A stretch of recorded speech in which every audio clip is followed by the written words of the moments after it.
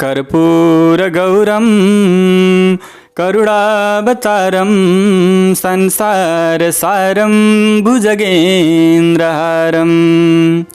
सदा वसन्तं हृदयारविन्दे भवं भवानी सहितं नमामि।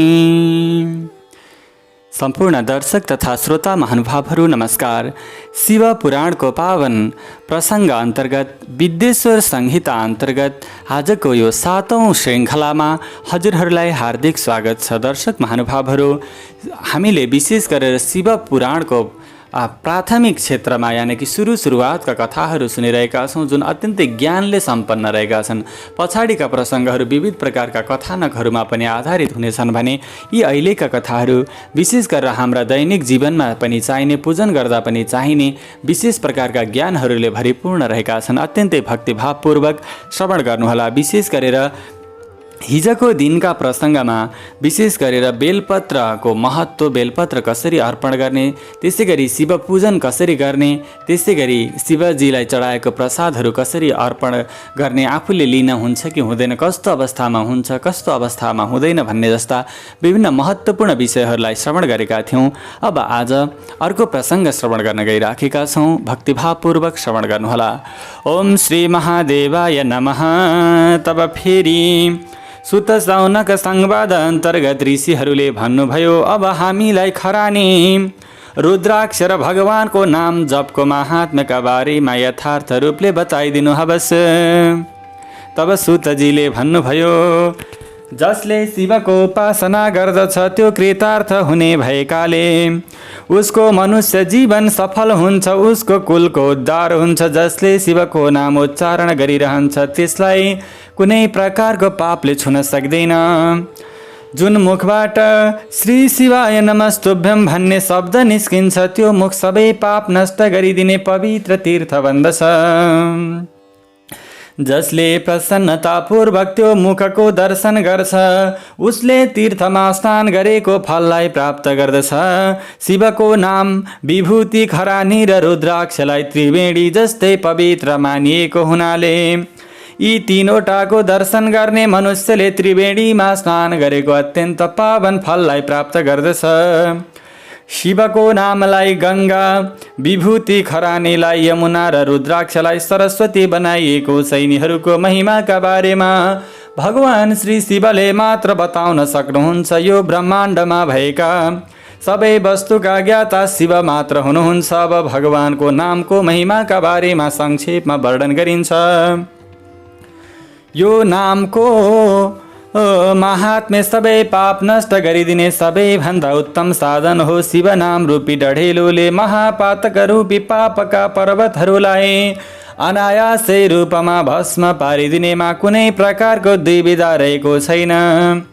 पापको फलस्वरूप प्राप्त हुने जुन अनेकौं प्रकारका दुःख छन् ती सबै शिवको नामको उच्चारण मात्रले नष्ट भएर भस्म खरानी हुन्छन्। जुन मनुष्यले निरन्तर रूपमा शिव भगवानको नाम जपिरहेको हुन्छ त्यसलाई वेदको ज्ञाता पुण्यात्मा विद्वान मानिन्छ। जसले शिवको नाम जपमा विश्वास राख्छ त्यसले पालन गरेको धर्म तत्कालै फलप्रदायक हुन्छ। मनुष्यले यो संसारमा शिवको नामका प्रभावले नष्ट हुने जति पाप गर्न सक्दैन। जो शिवको नाम रूपी डुङ्गा चढेको छ त्यो संसार समुद्रबाट सजिलै पार हुन्छ भने उसका सबै पाप यथार्थ रूपमा नष्ट हुन्छन्। जो पाप रूपी डढेलोले ज्यादै पीडित भएको छ उसले शिवको नाम रूपी अमृत पिउनु पर्दछ।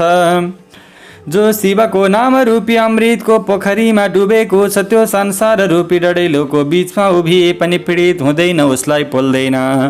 जसको मन शिवको भक्तिमा रहेको छ त्यो मनुष्य यो भवसागरबाट सजिलै मुक्ति भएर पार लाग्दछ। जसले अनेकौं जन्म तपस्या गरेको छ त्यसले एकाग्रतापूर्वक शिवको नाम जपिरहेको हुन्छ। जसको मनमा शिवका नामको अविचल भक्ति रहन्छ त्यो सजिलै मुक्त हुनेमा कुनै प्रकारको दुविधा छैन। जसले अनेकौं पाप गरेर पनि शिवको नामको जप गर्छ त्यो सबै पापबाट मुक्त हुन्छ। जसरी वनमा डढेलोले जलेका रुख भस्म हुन्छन् त्यसै गरी शिवको नाम रूपी डढेलोले भस्म भएर त्यस समयसम्मको पाप पनि नष्ट भएर जान्छ, जसका नियमित खरानी लगाएकाले पवित्र भएका छन्। तथा जसले भक्तिपूर्वक शिवको नामको जप गर्छ त्यो यो महान सांसारिक समुद्रबाट सजिलै पार हुन्छ। यसमा धेरै वर्णन गर्नुको कुनै औचित्य छैन, किनकि सबैको सार शिवनाम मतरिं प्राप्यं संसाराब्धिं तरन्ति ते संसार मूल पापानि तानि नश्यन्ते संशयम्। प्राचीन कालमा ज्यादै पापी राजा इन्द्रद्युम्नले शिवका नामको जपका प्रभावले उत्तम गति प्राप्त गरेका थिए। यसै गरी धेरै पाप कर्म गरेकी कुनै ब्राह्मणी युवतीले शिवका नामको जपको फलस्वरूप उत्तम गति प्राप्त गरेकी थिइन्। अब भस्म यानि खरानीको महात्म्यका बारेमा वर्णन गरिन्छ। भस्म मङ्गलदायक र उत्तम हुनुका साथै यसका दुईवटा भेद रहेका छन्। तिनीहरूमध्ये एउटालाई महाभस्म र अर्कोलाई स्वल्प भस्म भनिन्छ। महाभस्मका पनि अनेकौं भेद रहेका छन्, तिनलाई श्रौत, स्मार्त र लौकिक भनिन्छ भने स्वल्प भस्मका पनि अनेकौं भेद हुने बताइएको छ। श्रौत र स्मार्त भस्म ब्राह्मणहरूले उपयोग गर्न उचित हुन्छ भने लौकिक भस्म सबैले उपयोग गर्न उचित हुन्छ। ज्ञानीहरूले बताए अनुसार वैदिक मन्त्र उच्चारण गर्दै तथा विभिन्न अन्य मन्त्रहरू पनि उच्चारण गर्दै भस्म धारण गर्नु पर्दछ। गोबरबाट बनेको भस्मलाई आग्नेय भनिन्छ, त्यो पनि त्रिपुण्ड लगाउने वस्तु हो। ज्ञानीहरूले अग्निहोत्रबाट उत्पन्न भएको भस्म पनि भेला पार्नुपर्छ भने अन्य यज्ञबाट उत्पन्न भएको भस्म पनि त्रिपुण्ड लगाउने काममा प्रयोग हुन सक्दछ। जाबालोपनिषद्का अनुसारम् अग्निरिति भस्म, वायुरिति भस्म, व्योमिति भस्म, जलमिति भस्म, स्थलमिति भस्म मन्त्रको उच्चारण गर्दै शरीरका विभिन्न अङ्गमा पानी मिसाएको भस्मको धुलो लगाउनु पर्दछ। महर्षि जाबालीले सबै वर्ण र आश्रमका मनुष्यले मन्त्रको उच्चारण गर्दै वा नगरी अनिवार्य रूपमा भस्म लगाउनु पर्ने बताएका छन्। श्रुति अनुसार मोक्ष प्राप्त गर्ने अभिलाषा भएका मनुष्यले अनिवार्य रूपमा पानीमा मिलाएको भस्म शरीरका विभिन्न अङ्गमा लगाउनु पर्दछ। भगवान शिव र विष्णुले पनि तिर्यक त्रिपुण्ड धारण गरेकाले अन्य देवी देवताहरू सहित उमा र लक्ष्मीले पनि वचनद्वारा यसको प्रशंसा गरेका छन्। त्यसैले सबै व्यक्तिहरूले त्रिपुण्डका रूपमा भस्मलाई अवश्य पनि लगाउनु पर्दछ। यो सबै प्राणीका लागि ज्यादै गोपनीय भएकाले हजुरहरूले पनि यसलाई गोप्य राख्नु पर्दछ। विद्वानहरूका अनुसार निधार सहित निश्चित सबै ठाउँमा जुन खरानीको 13 रेखाहरू बनाइन्छ त्यसलाई त्रिपुण्ड भनिन्छ। निधारमा आँखी भाउको बीचदेखि आँखी भाउको अन्त्यसम्म त्रिपुण्ड लगाउनु पर्दछ। माइली र साइली औँलाले दुईवटा रेखा बनाएर बीचमा बुढी औँलाले उल्टो बनाएको रेखालाई त्रिपुण्ड भनिन्छ। त्रिपुण्ड ज्यादै उत्तम भएकाले यो भोग र मोक्ष प्रदायक हुन्छ। त्रिपुण्ड 3वटा रेखा मध्ये प्रत्येकमा 9 देवता रहेका हुन्छन्, जो सबै अङ्गमा रहेका छन्। अब तिनीहरूका विषयमा बताइन्छ। जो त्रिपुण्ड रहेको छ पहिलो रेखामा प्रणवको पहिलो आकार गार्हपत्य, अग्नि, पृथ्वी, धर्म, रजोगुण, ऋग्वेद, क्रिया, शक्ति, बिहानको उषाकालीन समयमा गरिने यज्ञ वा स्नान र महादेव। दोस्रो रेखामा प्रणवको दोस्रो अक्षर उकार, दक्षिणाग्नि, आकाश, सत्वगुण, यजुर्वेद, मध्य दिनमा गरिएको यज्ञ वा स्नान, इच्छा शक्ति, अन्तरात्मा र महेश्वर। तथा तेस्रो रेखामा प्रणवको तेस्रो अक्षर मकार, आह्वनीय अग्नि, परमात्मा, तमोगुण, दिउलो, ज्ञान शक्ति, सामवेद, तेस्रो पटक गरिएको यज्ञ वा स्नान र शिव रहेका हुन्छन्। यदि देवतामा ज्यादै भक्तिभाव राख्दै नमस्कार गरेर स्नान लगायत सकेर शुद्ध भएको पुरुषले त्रिपुण्ड लगायो भने उसले भोग र मोक्ष प्राप्त गर्दछ। अब अङ्गमा रहने देवताको स्थानका बारेमा बताइन्छ। 32 सोह्र 8 वा 5 ठाउँमा त्रिपुण्ड लगाउनु पर्दछ। 32 उत्तम ठाउँमा तालु, निधार, दुवै कान, दुवै आँखा, नाकका दुवै पोरा, मुख, घाँटी, दुवै पाखुरा, दुवै कुइना, दुवै नारी, हृदयको पछाडिको दुवै भाग, अगाडिको भाग, त्यसै गरी नाभि, दुवै अण्डकोश, दुवै तिग्रा, दुवै गोली गाँठा, दुवै घुँडा, दुवै पिँडुला र दुवै पैताला पर्दछन्। यिनीहरूमा सिलसिलाबद्ध रूपमा अग्नि, जल, पृथ्वी, वायु, 10वटा दिशा, 10वटा दिक्पाल र 8वटा वसुहरू रहेका हुन्छन्। यसै गरी धर ध्रुव सोम आप नल प्रत्युषर प्रभासलाई 8 बसो भनिन्छ। विद्वानले यिनको नाम उच्चारण गर्दै यिनीहरूको ठाउँमा त्रिपुण्ड लगाउनु पर्छ वा 16 ठाउँमा त्रिपुण्ड लगाउनु पर्दछ। यस क्रममा तालु, निधार, घाँटी, दुवै काँध, दुवै पाखुरा, दुवै कुइना, दुवै नारी, हृदय, नाभि, दुवै तिग्रा र पछाडिको भागमा त्रिपुण्ड लगाएर त्यहाँ 2 अश्विनी कुमार शिव, शक्ति, रुद्र, ईश, नारद र दुर्गा सहित नवशक्तिको पूजा गर्नु पर्दछ। यी 16 देवता हुन् तालु, कपाल, दुवै कान, मुख, दुवै हात, हृदय, नाभि, दुवै तिग्रा, दुवै घुँडा, दुवै पैताला र पछाडिको भाग सहित 16 ठाउँमा त्रिपुण्ड लगाउनु पर्दछ। यिनीहरूमध्ये तालुमा शिव, कपालमा चन्द्रमा, दुवै कानमा रुद्र र ब्रह्मा, मुखमा गणेशजी, दुवै हातमा विष्णु र लक्ष्मी, हृदयमा शम्भु, नाभिमा प्रजापति, दुवै तिग्रामा नाग र नाग कन्याहरू, दुवै घुँडाका ऋषि कन्याहरू, दुवै पैतालामा समुद्र र पछाडिको भागमा सबै तीर्थ देवताका रूपमा रहेका हुन्छन्। यसरी नै 8 ठाउँमा गोपनीय ठाउँ, निधार, दुवै कान, दुवै काँध, हृदय र नाभि पर्छन् भने यिनीहरूमा ब्रह्मा र सप्तऋषि बसेका हुन्छन्। अब 5 ठाउँका बारेमा बताइन्छ। भस्मका ज्ञाताका अनुसार तालु, दुवै हात, हृदय, नाभि विशेष गरेर भस्म लगाउनका लागि योग्य ठाउँ हुन्। यदि भस्म उपलब्ध हुन नसकेको अवस्थामा पनि त्रिपुण्ड लगाउनु पर्दछ। ओम नमः शिवाय भनेर निधारमा, ईशाभ्याम नमः भनेर पछाडिको दुवै भागमा, बीजाभ्याम नमः भनेर दुवै नारीमा, पितृभ्याम नमः भनेर तलका अङ्गमा, उमेशाभ्याम भनेर माथिका अङ्गमा र भीमाय नमः भनेर पिठ्युमा र शिरको पछाडिको भागमा त्रिपुण्ड लगाउनु पर्दछ। यो भयो भस्मको महिमा। अब रुद्राक्षका बारेमा संक्षेपमा वर्णन गरिन्छ। रुद्राक्ष शिवजीको ज्यादै प्यारो वस्तु भएकाले यसलाई अति पवित्र सम्झनु पर्दछ। रुद्राक्षको दर्शन गर्दा, त्यसलाई छुँदा र त्यसको माला बनाएर जप गर्दा सबै पापबाट यथार्थ रूपमा मुक्त भइन्छ।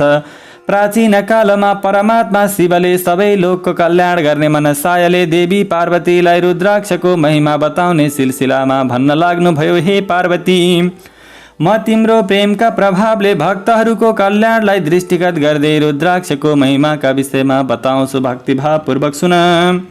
प्राचीन कालको कुरा हो। मैले आफ्नो मनलाई बसमा राखेर हजारौं दिव्य वर्षसम्म तपस्या गरिरहेँ। एक दिन अचानक मेरो मन विचलित भयो। म सबै लोकको कल्याण गर्ने परमात्मा हुँ। यसैले त्यस समयमा मैले लीला गर्दै आफ्ना दुवै आँखा खोलेँ। यसरी आँखा खोल्दा मेरा आँखाबाट केही पानीको थोपा खस्दा ती थोपाबाट रुद्राक्ष उत्पन्न भयो। त्यो भक्तमाथि अनुकम्पा गर्नका लागि स्थावर भावमा परिणत भयो। त्यो रुद्राक्ष मैले विष्णुका भक्त र 4वटै वर्णका मनुष्यहरूलाई बाँडिदिएँ। मैले पृथ्वीमा आफ्नो ज्यादै प्रिय रुद्राक्षलाई गौड देशमा उत्पन्न गराएँ भने त्यसलाई मथुरा, अयोध्या, लङ्का, मलयाचल, सह्यगिरी, काशी र अन्य ठाउँमा पनि उत्पन्न गराए। त्यो अति उत्तम, ज्यादै ठुलो पाप नष्ट गरिदिने तथा श्रुतिको प्रेरकका रूपमा रहेको छ। मेरो आज्ञा अनुसार पृथ्वीमा जो भए ती सबैले सेतो, विशेष गरेर ब्राह्मण कुलमा जन्मिएकाले सेतो, क्षत्रियले रातो, वैश्यले पहेँलो, शूद्रले कालो प्रकारको जुन रुद्राक्ष छ त्यो ग्रहण गर्दा पनि हुन्छ भनेर बुझ्नु पर्दछ। मनुष्यले आफ्नो वर्ण अनुसारको रुद्राक्ष धारण गर्नु पर्दछ। भोग र मोक्षको चाहना भएका 4वटै वर्णका मनुष्यले, विशेष गरेर शिवका भक्तहरूले शिव पार्वतीको प्रसन्नताका लागि रुद्राक्ष अनिवार्य रूपमा धारण गर्नु पर्दछ। त्यसमा रङले फरक पार्दैन, तर भक्ति भाव अवश्य पनि हुनुपर्दछ। जुन रुद्राक्ष अमलाको दाना जत्रो छ त्यो सबैभन्दा उत्तम हो। जुन बयरको दाना जत्रो छ त्यो मध्यम हो भने चनाको दाना जत्रो निम्न कोटिको हो। अब यसको श्रेणीमापन गर्ने अर्को तरिका बताउँछु। जुन रुद्राक्ष बयरको दाना जत्रो छ त्यो सानो भए तापनि लोकमा उत्तम फल र समृद्धिदायक हुन्छ। जुन रुद्राक्ष अमलाको दाना जत्रो छ त्यो सबै प्रकारका अरिष्टहरूलाई विनाश गर्नेवाला हुन्छ।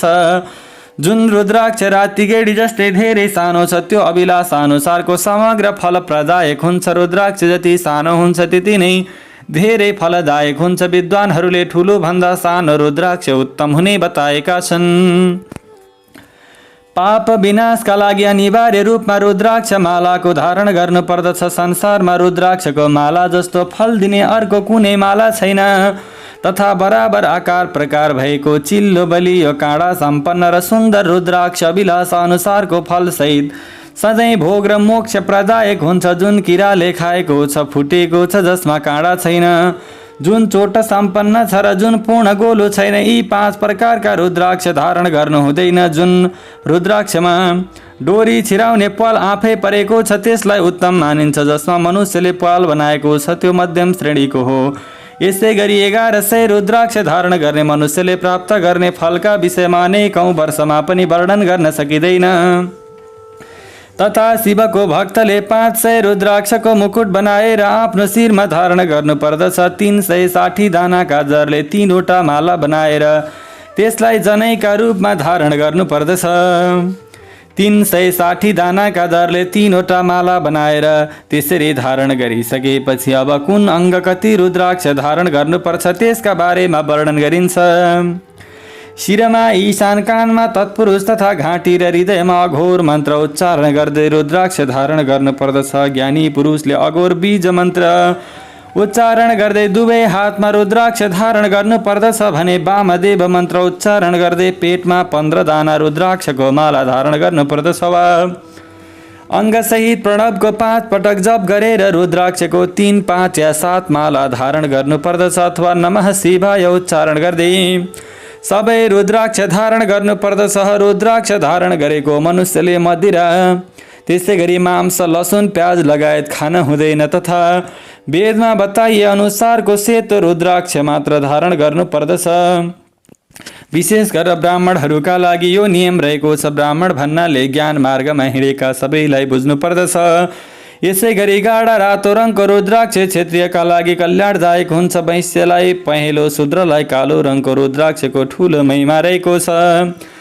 ब्रह्मचारी, वानप्रस्थ, गृहस्थ र सन्यासी सबैले विधिपूर्वक रुद्राक्ष धारण गर्नुपर्दछ। यो धारण गर्ने सौभाग्य ठुलो पुण्यका प्रभावले मात्र प्राप्त हुन्छ। पहिले अमलाको दाना जस्तो र त्यसपछि त्योभन्दा पनि सानो रुद्राक्ष धारण गर्नुपर्दछ। अब रुद्राक्षका भेदका विषयमा वर्णन गरिन्छ। एक मुखे जो रुद्राक्ष रहेको छ त्यो साक्षात शिवजीको स्वरूप भएकाले त्यो भोग र मोक्षलाई प्रदान गर्नेवाला हुन्छ। जहाँ रुद्राक्ष जो भगवान शिवजीका आँखाबाट निस्किएका आँसु स्वरूपका हुन् त्यस्ता रुद्राक्षको पूजा हुन्छ। त्यहाँ लक्ष्मी आएर सधैँका लागि स्थिर भएर बस्छिन्। त्यो ठाउँमा कुनै प्रकारको अप्रिय घटना घट्दैन भने त्यहाँ बस्ने मनुष्यका सबै अभिलाषाहरू भगवान श्री महादेवले परिपूर्ण गरिदिनुहुन्छ। 2 मुखे रुद्राक्षलाई देवदेवेश्वर भनिन्छ भने त्यसले सबै प्रकारका अभिलाषित फलहरू प्रदान गर्दछ। 3 मुखे रुद्राक्ष जो रहेको छ त्यसले साधनाको फल दिन्छ। त्यसको प्रभावले सबै प्रकारका विद्याहरू प्रतिष्ठित हुन्छन्। सबै विद्यार्थीहरूले त्यो जुन रुद्राक्ष रहेको छ त्यसको आराधना गर्नुपर्दछ। 4 मुखे रुद्राक्ष ब्रह्माको स्वरूप भएकाले यसको दर्शन र स्पर्श गर्नाले धर्म, अर्थ, काम र मोक्ष प्राप्त हुन्छ भने 5 मुखे रुद्राक्ष कालाग्नि रुद्रको स्वरूप भएकाले त्यो सबै गर्न सक्षम हुन्छ। 5 मुखे रुद्राक्षले सबै पाप नष्ट गरिदिन्छ भने 6 मुखे रुद्राक्ष कार्तिकेयको स्वरूप हो। आफ्नो दाहिने हातमा त्यो धारण गर्ने मनुष्य नजानेर गरिएका ब्रह्म हत्या समानका पापबाट पनि मुक्त हुन्छ भनेर शास्त्रले बताएका छन्। 7 मुखे रुद्राक्ष अनङ्ग स्वरूप भएकाले अनङ्गका नामले प्रसिद्ध छ। त्यो धारण गर्नाले गरिब पनि ऐश्वर्यशाली बन्छ। 8 मुखे रुद्राक्ष अष्टमूर्ति भैरव स्वरूप भएकाले त्यो धारण गर्ने मनुष्य पूर्ण आयुको र मृत्युपछि शङ्कर हुन्छ। 9 मुखे रुद्राक्षलाई भैरव र कपिल मुनिको प्रतीक मानिन्छ। अथवा 9 रूप धारण गर्ने देवी महेश्वरीलाई त्यसको अधिपति देवी मानिन्छ। जुन मनुष्य आफ्नो दाहिने हातमा श्रद्धापूर्वक 9 मुखे रुद्राक्ष धारण गर्दछ त्यो म बराबर हुनेमा कुनै दुविधा छैन भनेर श्री महादेवले पार्वतीका सामु आज्ञा गर्नुभयो। 10 मुखे रुद्राक्ष साक्षात विष्णुको स्वरूप भएकाले त्यो धारण गर्ने मनुष्यका सबै अभिलाषा परिपूर्ण हुन्छन्। 11 मुखे रुद्राक्ष रुद्र स्वरूप भएकाले त्यो धारण गर्ने मनुष्य सबैतिर विजयी हुन्छ। 12 मुखे रुद्राक्ष कम्मरमा धारण गर्नुपर्दछ भने त्यो धारण गर्दा 12 आदित्य शिरमा बस्छन्। 13 मुखे रुद्राक्ष विश्वदेवको स्वरूप भएकाले त्यो धारण गर्ने मनुष्य ज्यादै सौभाग्यशाली हुन्छ। 14 मुखे रुद्राक्ष भगवान श्री शिवजीको स्वरूप भएकाले त्यसलाई श्रद्धापूर्वक शिरमा धारण गर्दा सबै पाप नष्ट हुन्छन्। अब रुद्राक्ष धारण गर्ने मन्त्रका विषयमा वर्णन गरिन्छ। रुद्राक्ष धारण गर्दै गर्दा 14 प्रकारका मन्त्रहरूको माध्यमबाट 14 प्रकारका रुद्राक्षहरू धारण गर्न सकिन्छ। विशेष गरेर ओम ह्रीं नमः, त्यसै गरी ओम नमः, ओम क्लीं नमः, ओम ह्रीं नमः, ओम ह्रीं नमः, ओम ह्रीं हुं नमः, ओम हुं नमः, ओम हुं नमः, ओम ह्रीं हुं नमः, ओम ह्रीं नमः, ओम ह्रीं हुं नमः, ओम क्रौं क्षौं रौं नमः, ओम ह्रीं नमः, ओम नमः। यी 14 मन्त्र उच्चारण गर्दै सिलसिलाबद्ध रूपमा 1 देखि 14 मुखे रुद्राक्ष धारण गर्नुपर्दछ। यानकि 1 मुखे धारण गर्दै गर्दा ओम ह्रीं नमः, 2 मुखे धारण गर्दै गर्दा ओम नमः, 3 मुखेमा ओम क्लीं नमः, 4औँमा ओम ह्रीं नमः, त्यसै गरी 5 मुखेमा ओम ह्रीं नमः, 6औँ मुखेमा ओम ह्रीं हुं नमः, त्यसै गरी 7औँ मुखेमा ओम हुं नमः, अनि 8औँ मुखेमा ओम हुं नमः, त्यसै गरी 9औँमा ओम ह्रीं हुं नमः, त्यसै गरी 10 मुखेमा ओम ह्रीं नमः, त्यसै गरी 11 मुखेमा ओम ह्रीं हुं नमः, त्यसै गरी 12 मुखेमा ओम क्रौं क्षौं रौं नमः, त्यसै गरी 13 मुखेमा ओम ह्रीं नमः र 14 मुखेमा ओम नमः। यी मन्त्रहरू उच्चारण गर्दै सिलसिलाबद्ध रूपमा रुद्राक्षलाई धारण गर्नुपर्दछ। रुद्राक्षको धारण गरेको मनुष्यलाई देख्दा म शिव, विष्णु, दुर्गा, गणेश, सूर्य तथा अन्य देवताहरू ज्यादै प्रसन्न हुन्छन्। यसरी श्री शिव पुराण अन्तर्गत जुन विद्येश्वर संहिता रहेको छ, जुन ज्ञानको संहिता रहेको छ, त्यो प्रसङ्गसम्ममा सुत सौनक संवाद अन्तर्गत ती सम्पूर्ण ऋषिश्वरहरूलाई ती सुतजीले यी विविध महिमाहरू श्रवण गराउँदै लानुभयो र यहाँ आजको प्रसङ्गमा ल्याएर जुन विद्येश्वर संहिता रहेको छ, जुन ज्ञानका खण्डहरू, ज्ञानका विषयवस्तुहरू सहितको रहेको छ, त्यसलाई यहाँ ल्याएर समापन गर्नुभएको छ। अब भोलिका श्रृङ्खलामा रुद्र संहिता अन्तर्गत सृष्टि खण्डको विशेष व्याख्यान हुनेछ। यसरी सुतजीले सम्पूर्ण कुराहरू बताइसकेपछि ती ऋषि मुनीश्वरहरू शिव पुराण अन्तर्गत, शिव महापुराण अन्तर्गतको यो जुन विद्येश्वर संहिता रहेको छ, त्यो संहितालाई हृदयङ्गम गर्दै अत्यन्त खुसी भएर ती गुरुका चरणरूपी कमलमा नमन गर्दा भए। ओम अस्तु, ओम नमः शिवाय। हवस् त दर्शक महानुभावहरू, आजको श्रृङ्खलामा विशेष गरेर विद्येश्वर संहिता सकिएको कारणले गर्दा आजको श्रृङ्खला केही अगाडि अथवा छोटोमा नै हामीले समापन गरेका छौँ। शिवपुराणका भव्य भव्य प्रसङ्गहरू अगाडि आउनेवाला छन्। रुद्र संहिताको सृष्टि खण्ड भोलिका दिनमा हामीले श्रवण गर्नेछौँ। भगवान श्री महादेवको परम कृपा हजुर तथा हजुरका सम्पूर्ण परिवारजनमा सदा सर्वदा रहिरहोस्। हामीले प्रस्तुत गरिराखेको शिवपुराणको सामग्री हजुरहरूलाई कस्तो लागिरहेको छ, कृपया जस्ताको तस्तै सल्लाह सुझाव अनि प्रतिक्रिया दिन नभुल्नुहोला। त्यसै गरी हजुरहरूले यदि अहिलेसम्म धर्म दर्पण यस युट्युब च्यानललाई सब्सक्राइब गर्नुभएको छैन भने सब्सक्राइब गर्नुहोला। यस्तै भक्तिभावका कुराहरू, दैनिक जीवनमा आवश्यक पर्ने आत्माको पूजन गर्नका लागि, आत्मालाई सन्तुष्ट पार्नका लागि, तृप्त बनाउनका लागि, त्यसै गरी वैदिक धर्मको पालन गर्नका लागि, आफू पनि शान्त रहनका लागि जुन प्रकारका हाम्रा विविध धार्मिक विषयवस्तुहरू रहेका छन्, ती हामीले हजुरहरूलाई प्रस्तुत गर्छौँ। ती हजुरहरूले आफूले पनि श्रवण गर्न सक्नुहुन्छ, अरूलाई पनि श्रवण गराउन सक्नुहुन्छ। हजुरले यस धार्मिक कार्यमा हजुरहरूले पनि हातेमालो गर्नुहोला भन्दै अर्को श्रृङ्खलामा पुनः भेट हुने बाचा गर्दै आजका लागि शिवपुराणको यस प्रसङ्गबाट बिदा दिनुहोस्। नमस्कार।